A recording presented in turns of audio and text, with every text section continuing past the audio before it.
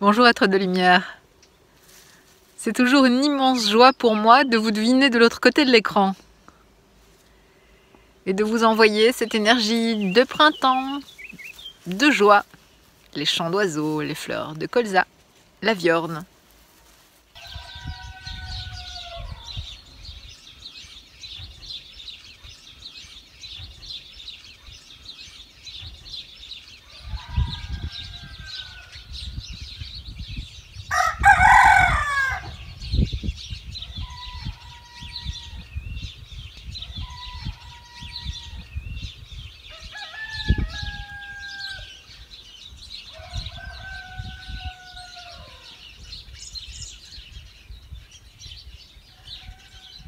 Par une petite histoire. 4 moines décident de méditer sans parler pendant 2 semaines. Ils allument une bougie comme symbole de leur pratique et commencent. À la tombée de la nuit du premier jour, la bougie vacille et s'éteint. Le premier moine dit « Oh non, la bougie est éteinte !» Le deuxième moine dit « Nous ne sommes pas censés parler !» Le troisième moine dit « Pourquoi devez-vous tous les deux rompre le silence ?» Et le quatrième, « Ah, je suis le seul à ne pas parler. » 95% de toutes les conversations ne couvrent que 2 sujets, la personne dont la bouche est ouverte et ce qui échappe à notre contrôle. Le premier moine a été distrait par un événement extérieur et s'est senti obligé de le signaler. Le deuxième moine a rappelé à tout le monde une règle qui avait déjà été enfreinte. Il aurait pu continuer à méditer. Le troisième moine a montré sa colère. Il aurait pu rester calme, et le quatrième s'est laissé emporter par son ego. Il aurait pu apprécier son succès, mais en silence. S'il y avait eu un 5e moine plus sage, voici ce qu'il aurait fait. Garder le silence et méditer.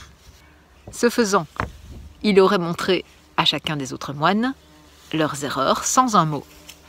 Moins vous parlez, plus vous pouvez écouter. L'écoute mène à l'apprentissage. Chaque fois que vous ne parlez pas, vous avez le temps d'observer la situation, sauf si vous placez le moment où il est vital de dire quelque chose. Moins vous parlez, plus vous devenez intelligent. Et peut-être par hasard, plus vous devenez intelligent, moins vous parlez.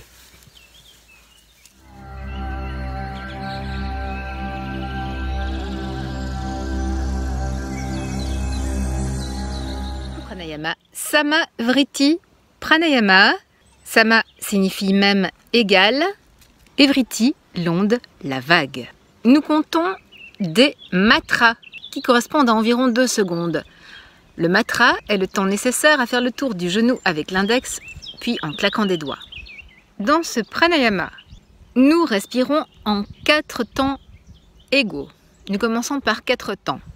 Inspire pendant 4 temps en maintenant la sangle abdominale sous le nombril. 4 temps de rétention de souffle poumon plein tout en pratiquant Ashwini Mudra. Nous contractons le sphincter anal tout en le serrant vigoureusement vers le haut. Ashwini est le nom de la jument en sanskrit. Ensuite, nous expirons durant 4 temps et puis 4 temps avec une rétention de souffle poumon vide avec Ashwini Mudra. Ashwini Mudra se pratique pendant les rétentions de souffle. Ashwini Mudra travaille sur le chakra racine, Muladhara, qui correspond à un réservoir d'énergie dans lequel le yogi puise sans retenue. La racine est caractérisée par l'élémentaire et symbolise la stabilité. C'est le fondement de l'existence terrestre. Nous apprenons à contrôler les énergies du bas.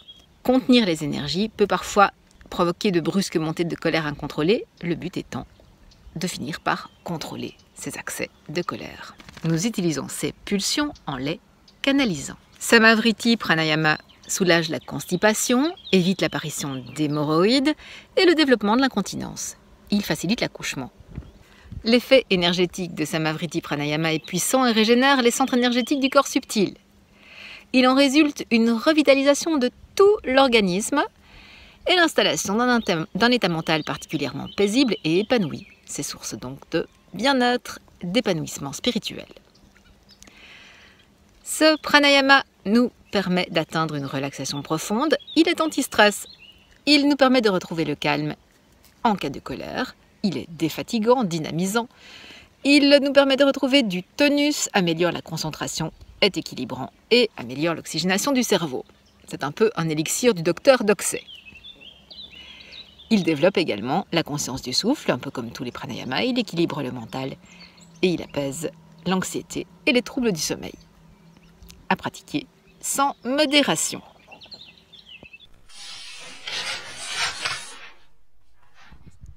Le numéro 1 des porte-bonheur, le trèfle à 4 feuilles. La légende rapporte qu'Ève vola un trèfle à 4 feuilles du paradis avant d'en être chassée. Le trèfle a normalement 3 folioles, ce qui lui a donné son nom de trifolio. La 4e feuille est une anomalie de la nature. La rareté du phénomène lui a conféré sa vertu de porte-chance. Chaque feuille a une signification. La première apporte la renommée, la deuxième la fortune, la troisième l'amour fidèle et la dernière la santé. Le trèfle à 5 feuilles garantit tous les bonheurs du monde. Mais 4 feuilles suffisent à porter chance, surtout si, après avoir découvert le trèfle, on l'offre à un être aimé ou ami. Le cueillir la nuit de la Saint-Jean confère, paraît-il, des pouvoirs surnaturels. Glissé entre les pages du missel, il a le pouvoir d'écarter les fantômes et d'attirer les amoureux. Enfin, si tout le monde n'a pas son trèfle à 4 feuilles, chacun du moins a son étoile. La coccinelle. Bête à bon Dieu monte au ciel et m'apporte du miel. Si tu vas en enfer, tu m'apporteras de la bière. Si tu vas au purgatoire, tu m'apporteras des poires. Bête à bon Dieu, à Marie, à Saint-Jean, elle porte chance si elle se pose sur vous. Insecte béni, malheur à celui qui la tue. En Bourgogne, les petits points noirs sur le dos de l'animal indiquent le nombre d'enfants à venir.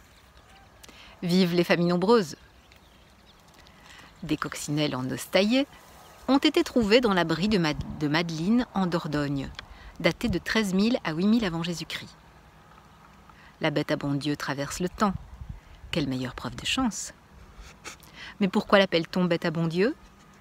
Est-ce parce qu'elle est inoffensive, parce que sa larve mange les pucerons nuisibles sur les nouvelles plantes, ou parce que l'on trouve sur le dos de certaines coccinelles la lettre grecque tau, symbole de croix, dessinée par les points noirs.